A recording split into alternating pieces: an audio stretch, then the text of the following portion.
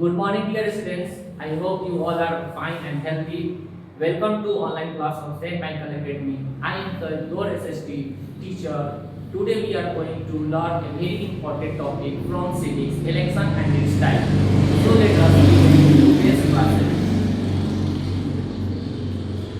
Election. Election means चुनाव. हम लोग को पता है कि हमारे इंडिया में क्या है, हमारे इंडिया में डेमोक्रेसी है. क्या है? Democracy. And we all know that what is the definition of democracy is the government of the people for the people and by the people. यानी कि डेमोक्रेसी में क्या होता है कि सरकार ऐसा चुना गया सरकार जो लोगों के द्वारा लोगों के लिए और लोगों से चुना गया सरकार को हम क्या बोलते हैं? डेमोक्रेसी. और डेमोक्रेसी में एक खास बात क्या है? डेमोक्रेसी में एक खास बात ये है कि इसमें इलेक्टेड गवर्नमेंट होती है. कैसे गवर्नमेंट होती है? Elected government. गवर्नमेंट ऐसी होती है, इलेक्टेड गवर्नमेंट होती है. एंड ये जो इलेक्शन होती है ये एक इंटरवल टाइम पे होती रहती है, यानी रेगुलर इंटरवल टाइम पे होती रहती है. रेगुलर इंटरवल ऑफ टाइम पे क्या होता है? होते रहता है.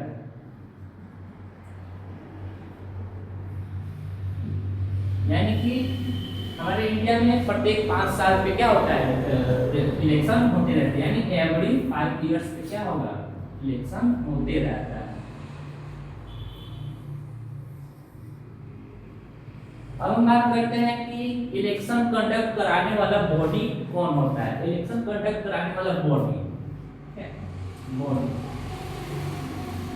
बॉडी यानी हम यहाँ पे समझेंगे संस्था. संस्था समझेंगे यानी संस्था किसको बोलेंगे? यानी election commission of India. Election commission of India. इसको शॉर्टकट में हम लोग ECI भी बोलते हैं. ECI है. ये जो होता है आपको, ये जो संस्था है यही हमारा इलेक्शन क्या करवाते हैं? कंडक्ट कराते हैं. ये 2 लेवल पे कंडक्ट कराती है. पहला स्टेट लेवल पे और दूसरा सेंट्रल लेवल पे. ठीक है. स्टेट लेवल पे आपका कौन कौन सा इलेक्शन होता है? तो जैसे कि लेजिस्लेटिव असेंबली का होता है, लेजिस्लेटिव काउंसिल का होता है. और सेंट्रल लेवल पे कौन सा होता है? तो सेंट्रल लेवल पे Rajya Sabha, Lok Sabha, president, vice president. तो इन सब का इलेक्शन सेंट्रल लेवल पे होता है. और यानी कि इलेक्शन कमीशन 2 लेवल पे करवाती है हमारा इलेक्शन, स्टेट लेवल और सेंट्रल लेवल. और ये जो इलेक्शन कमीशन है ये आपका, इसका जिम्मेदारी क्या है कि जो जिम्मेदारी है यानी डेमोक्रेसी बोलता है कि फ्री एंड फेयर इलेक्शन होगा. फ्री एंड फेयर इलेक्शन यानी कि फ्री और फेयर इलेक्शन करवाने की जिम्मेदारी हमारी इलेक्शन कमीशन ऑफ इंडिया की होती है. ठीक है.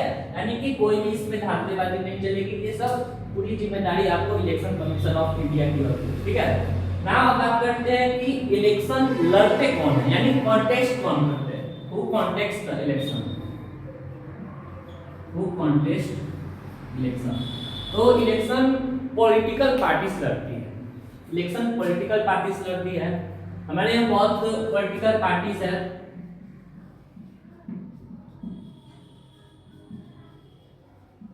जैसे कि बीजेपी, कांग्रेस, आम आदमी पार्टी, बहुजन समाजवादी पार्टी. मतलब ऐसे बहुत तरह के हमारे यहाँ क्या है? पॉलिटिकल पार्टीज है. ठीक है. और ये पॉलिटिकल पार्टीज क्या करती है? अपने रिप्रेजेंटेटिव्स को खड़ा करती है. चुनाव में अपने रिप्रेजेंटेटिव्स को क्या करेगी? खड़ा करेगी.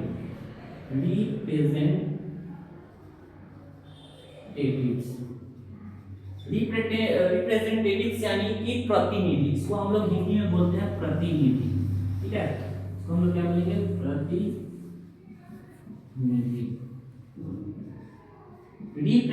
रिप्रेजेंटेटिव्स कहने का मतलब कि ये 2 पॉलिटिकल पार्टीज होती है, 2 लेवल पे खड़ा करेंगे, स्टेट और सेंट्रल. ठीक है. तो सेंट्रल लेवल पे कौन सा आएगा? तो सेंट्रल लेवल पे एमएलए, जिसको हम लोग विधायक बोलते हैं, ठीक है। और स्टेट लेवल पे एमएलए और सेंट्रल लेवल पे एमपी, जिसको हम लोग सांसद बोलते हैं, ठीक है। तो ये रिप्रेजेंटेटिव अपने स्टेट लेवल पे खड़ा करती है और सेंट्रल लेवल पे, ठीक है। और ये जो हमारा जो बॉडी है, ये इसको एक बार याद रखिएगा, बॉडी जो है हमारा इलेक्शन कमीशन ऑफ इंडिया, ये कॉन्स्टिट्यूशनल बॉडी है। कैसा बॉडी है? कॉन्स्टिट्यूशनल, कॉन्स्टिट्यूशनल बॉडी, यानी हमारे संविधान में लिखा हुआ है कि election commission of India democracy में ही इलेक्शन कंडक्ट कराएगी, ठीक है। आई होप इतना आपको समझ में आया हो। और एक बात और याद रखिएगा, इसमें एक टॉपिक आता है यूनिवर्सल एडल्ट फ्रेंचाइज। ये एक टॉपिक है, इसमें क्या होता है, तो इसमें आपका कोई भी व्यक्ति जो एडल्ट सिटीजन है, एडल्ट सिटीजन है, एडल्ट सिटीजन कहने का मतलब क्या है? एडल्ट सिटीजन कहने का मतलब कि कोई भी व्यक्ति जो जिनका एज 18 है या 18 से ज्यादा है, ठीक है, जिनका एज 18 है या 18 से ज्यादा है, वही वोटिंग में पार्टिसिपेट कर सकते हैं, ठीक है। और पार्टिसिपेट करने के लिए उनको वोटर आईडी बनाने की जरूरत पड़ती है, जो कि वोटर आईडी बनाने का काम किसका है? इलेक्शन कमीशन ऑफ इंडिया की ही जिम्मेदारी है वोटर आईडी बनाने, ठीक है। तो आई होप इतना आपको इलेक्शन के बारे में समझ आया हो। अब हम बात करेंगे इसके टाइप्स के बारे में।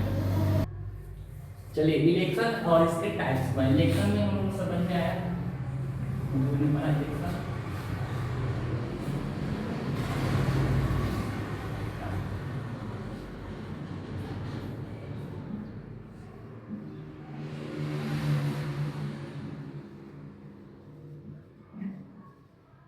इलेक्शन टॉपिक में कवर किया, तो हम लोग स्टेट टाइप के बारे में पढ़ेंगे, ठीक है।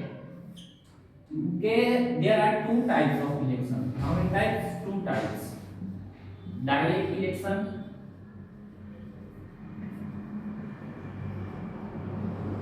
And indirect election.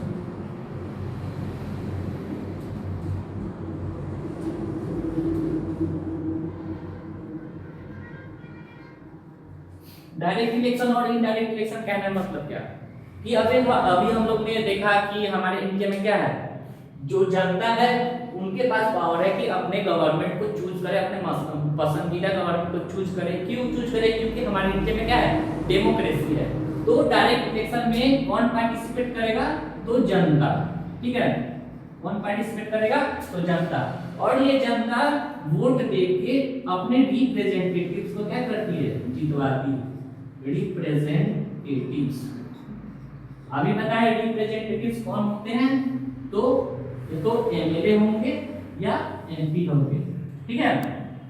तो डायरेक्ट इलेक्शन में पीपल यानी जनता क्या करती है? पार्टिसिपेट करती है और अपने रिप्रेजेंटेटिव्स को जितवाकर उनको वोट देकर जितवाती है, ठीक है। अब इनडायरेक्ट इलेक्शन समझिएगा। इनडायरेक्ट इलेक्शन क्या होता है? तो इनडायरेक्ट इलेक्शन में हम लोगों ने जो रिप्रेजेंटेटिव्स को जितवाया है वो पार्टिसिपेट करते हैं, ठीक है। इसमें पार्टिसिपेट्स रिप्रेजेंटेटिव,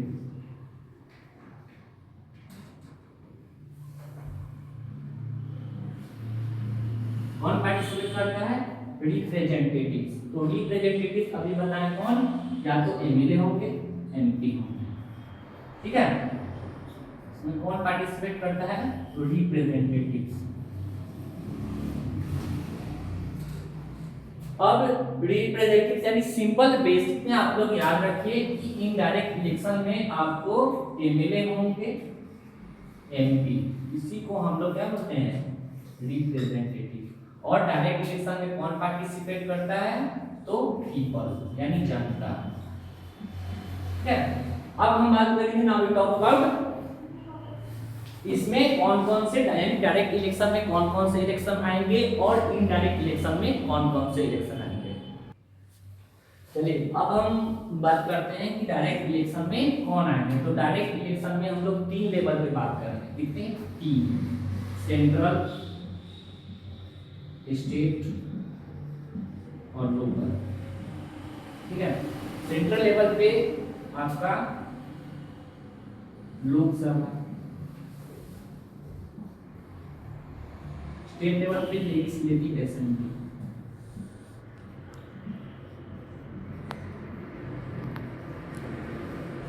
लोकल लेवल पे दो चुनाव होते हैं, जैसे अर्बन और रूरल।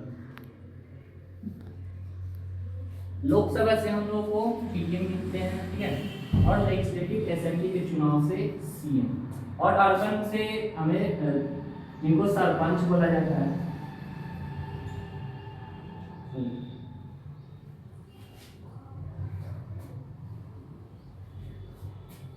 अर्बन से जिसको हम पार्षद बोलते हैं, काउंसिलर भी बोल सकते हैं, ठीक है, काउंसिलर। और रूरल में सरपंच। तो इतना जो है, ये जो जो इलेक्शन है ये डायरेक्ट इलेक्शन में आते हैं। और इनडायरेक्ट इलेक्शन में कौन से आते हैं? तो इनडायरेक्ट इलेक्शन में राज्यसभा,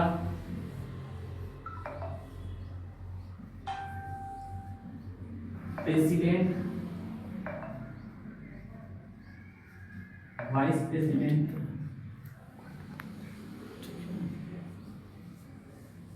एंड लेजिस्लेटिव काउंसिल।